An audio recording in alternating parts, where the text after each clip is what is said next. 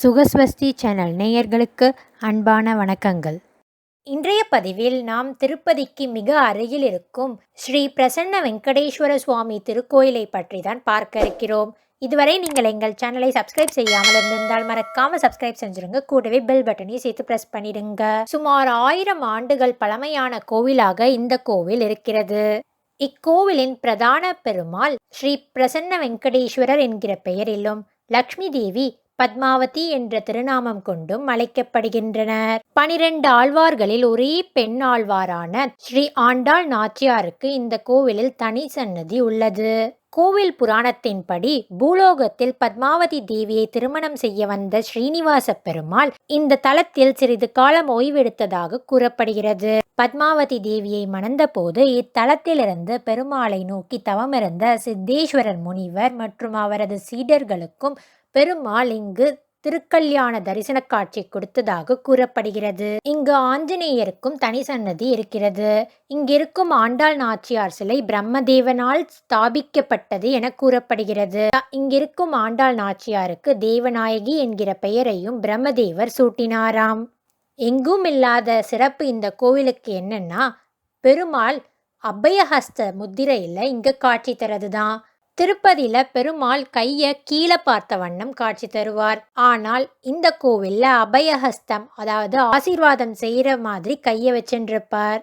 இங்க இருக்கிற ஆஞ்சநேயரை வழிபாடு செய்யறவங்களுக்கு நீண்ட காலமாக இருக்கிற நோய் அனைத்தும் நீங்குவதாக பக்தர்கள் கூறுகின்றனர். நீண்ட நாட்கள் திருமணம் ஆகாமல் தடைப்படும் ஆண்களும் பெண்களும் இங்குள்ள வெங்கடேஸ்வரர் மற்றும் பத்மாவதி தாயாரை வேண்டிக் கொண்டால் விரைவில் திருமணம் நடக்கிறதுன்னு சொல்றாங்க.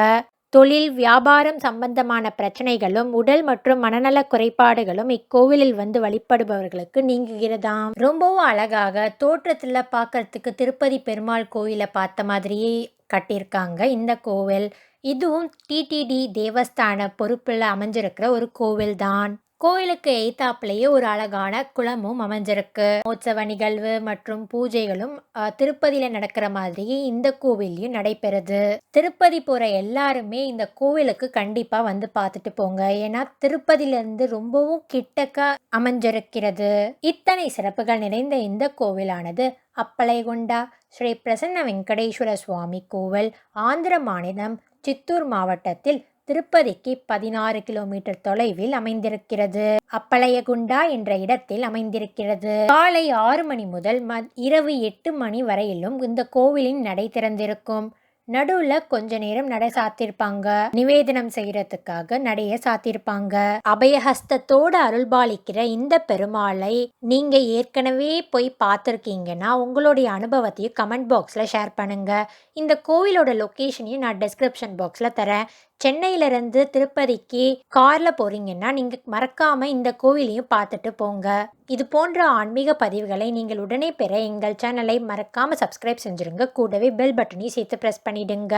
இன்றைக்கு இந்த பதிவு உங்களுக்கு பயனுள்ளதாக இருக்கும் என்று நம்புகிறேன். மீண்டும் உங்களை அடுத்த பதிவில் சந்திக்கும் வரை நன்றி, வணக்கம். இந்த வீடியோ உங்களுக்கு பிடிச்சிருந்தா லைக் பண்ணுங்க, கமெண்ட் பண்ணுங்க, ஷேர் பண்ணுங்க. மறக்காம சப்ஸ்கிரைப் பண்ணுங்க.